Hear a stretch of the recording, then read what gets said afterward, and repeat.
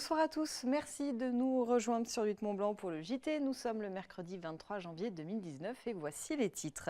Rencontre ce soir avec une famille de la vallée de l'Arve qui a décidé d'ouvrir sa porte à de jeunes réfugiés sans solution de logement. Un véritable tremplin pour ces adultes en train de se construire un avenir en France. C'est le deuxième épisode de notre série de la semaine consacrée à l'association Arve Réfugiés. Nous vous proposons ensuite une petite visite du côté de Lausanne. Le musée de l'Élysée expose le travail de deux photographes au regard aiguisé sur le monde qui nous entoure. Mathieu Brugman et Liu Boline. Nous verrons le reportage de Jean-Paul Crespi. Mais avant, la ville, le canton de Genève et 4 particuliers ont déposé une nouvelle plainte contre X pour demander la fermeture de la centrale nucléaire du Bugey. Elle est exploitée par EDF. Elle est la plus vieille de France après celle de Fessenheim. 3 de ces 5 réacteurs ont 40 ans. Depuis les années 2000, nos voisins genevois ont comptabilisé 90 incidents. La plainte pour mise en danger délibérée de la vie d'autrui et non-respect de la réglementation a été déposée au pôle santé publique du tribunal de grande instance de Paris. Elle intervient à la suite d'une première plainte contre X déposée par les mêmes acteurs et classée sans suite en 2016. Corinne Lepage, ancienne ministre de l'écologie et avocate pour la partie civile, insiste, je la cite, « Les centrales nucléaires françaises ont été conçues pour durer 40 ans. Elles cumulent des incidents techniques qui mettent les populations alentours en danger. » Pour rappel, la centrale du Bugey se situe à 60 km à vol d'oiseau de la frontière genevoise. On reparle du grand débat national. Oui, on l'a déjà évoqué hier dans le JT. Le grand débat national lancé par Emmanuel Macron a été lancé il y a quelques jours. Hier soir, le préfet de Savoie présentait son organisation dans le département pour aider à l'organisation des réunions d'initiatives locales. Un référent a été désigné. Il s'agit, vous le voyez, de Pierre Logier, secrétaire général de la préfecture. À ce jour, 8 réunions ont déjà été recensées en Savoie sur le site internet. On écoute Louis Logier au micro de Francis Raisin.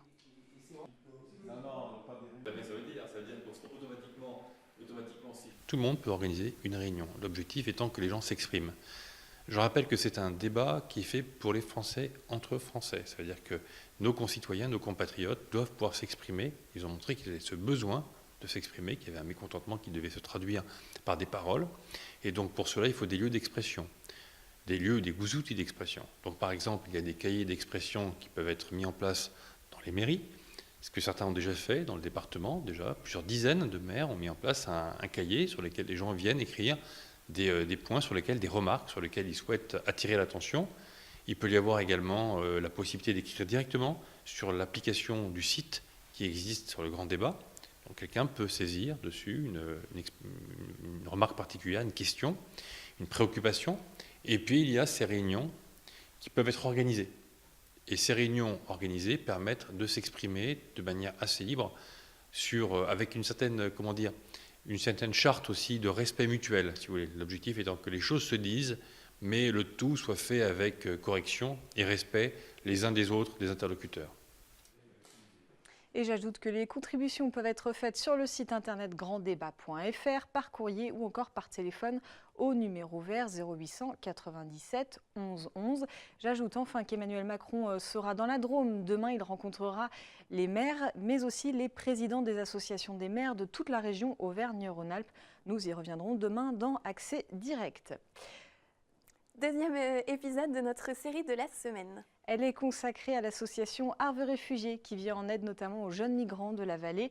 Après sa présentation hier, intéressons-nous ce soir à l'une de ses missions les plus emblématiques, les plus humanistes aussi, celle des familles d'accueil. Elles sont une trentaine à avoir hébergé un jeune chez elles pendant quelques mois. Des bénévoles qui ouvrent leur foyer avec cœur et confiance. Rencontre avec l'une d'entre elles à Salanches. C'est égal à la moitié. Ce matin, au programme, c'est maths. Frédéric, Alassane et Hamza planchent sur le théorème de Thalès. Une scène de vie ordinaire pour un foyer reconstitué. Frédéric a ouvert les portes de son appartement et de sa famille à Alassane l'an dernier pour 6 mois. Je l'avais dit que le mois de mars prochain, je vais sortir au foyer. Je ne sais pas où je vais partir. Donc, de plus, je l'avais dit que si je ne gagne pas de famille d'accueil ou de soutien, je vais être dans la rue, je vais perdre ma formation. Je me suis dit, mais si c'était mes enfants qui se retrouvaient à l'autre bout du monde sans leur famille, et je souhaiterais véritablement qu'il y ait des gens qui en prennent soin. Aujourd'hui, c'est au tour d'Hamza d'être hébergé par Frédéric. Comme elle, déjà 25 familles ont accueilli de jeunes majeurs réfugiés dans la vallée de l'Arve. Un engagement au quotidien pour ces foyers bénévoles. Un contrat est signé entre les deux parties pour une durée allant de quelques semaines à plusieurs mois. C'est souvent extrêmement intéressant d'entrer dans une autre culture, parce qu'on se rend compte que c'est vraiment très différent. J'ai appris à bien manger de la pâte d'arachide. Non, voilà, plein de choses. Puis je trouve que c'est important aussi moi, ça m'a recentré sur l'essentiel et sur des valeurs, vraiment celle de l'accueil, du partage et de l'humanité. En fait, en un mot, elle m'a sauvé la vie parce que c'était la fin de l'espoir pour moi. Et on dit que la fin de l'espoir, c'est le commencement de la mort. Donc, vraiment, je ne peux pas la remercier pour le travail qu'elle a fait pour moi. Aujourd'hui, Frédéric poursuit cet engagement du quotidien en coordonnant et accompagnant les familles d'accueil de l'association Arve Réfugiés. Les besoins sont immenses. Chaque mois, de jeunes majeurs, souvent en formation, se retrouvent sans solution d'hébergement. Après ce tremplin, l'avenir d'Alassane se construit ici, dans la vallée de l'Arve. Le lycéen en maçonnerie est hébergé dans l'un des appartements de l'association. Un CDI l'attend, son CAP une fois en poche. Dans les années à venir, je souhaite travailler, gagner ma vie. J'aimerais avoir une famille aussi comme tout le monde a une famille, donc c'est normal pour moi aussi. C'est ça. Et demain, nous reviendrons sur ces fameux appartements gérés par l'association. L'association qui recherche toujours des familles d'accueil pour accompagner ces jeunes réfugiés. Vous pouvez la contacter via sa page Facebook Arve Réfugiés pour en savoir plus. On poursuit avec de la musique, Fanette. La chanteuse Oshi était en concert effectivement ce mardi soir à l'Arcadium d'Annecy. Le public présent sur place a eu l'occasion de découvrir Dub Silence en première partie. Ce groupe originaire d'Annemasse a remporté l'étape savoyarde de Music Casting, un tremplin musical organisé par une banque. Sébastien Germain et Victoria Lopez étaient sur place. 18h ce mardi soir à l'Arcadium d'Annecy. Les membres du groupe Dub Silence sont en pleine balance 2 heures avant leur concert, en première partie de l'artiste qui monte Oshi. Pour la première fois, ils vont jouer devant plus de 2500 personnes. Il s'agit donc de s'approprier la scène. 1 heure plus tard, place au repas d'avant-concert. La tension monte, mais la bonne humeur reste de mise. Il est 20h, c'est parti pour 30 minutes de représentation en live devant un public conquis.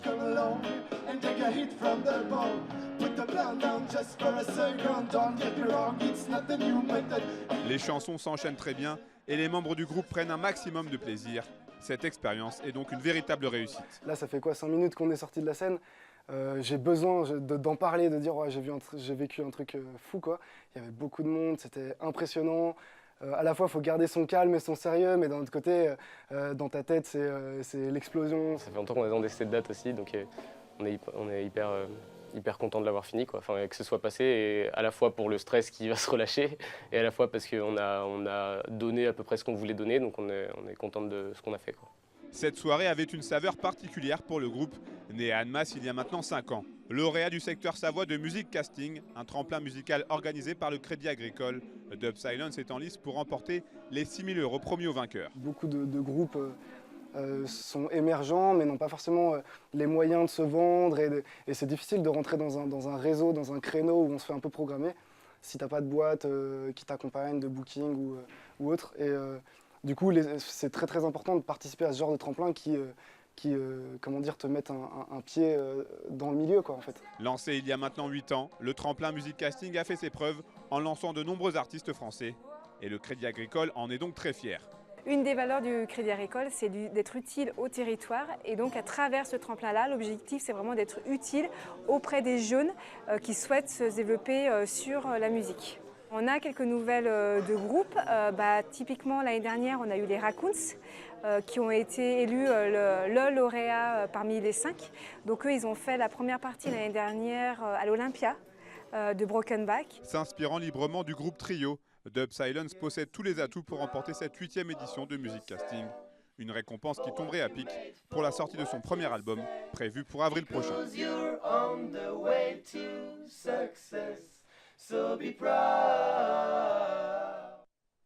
Et de la musique, on passe à la photo, direction le musée de l'Élysée, le musée de la photographie de Lausanne.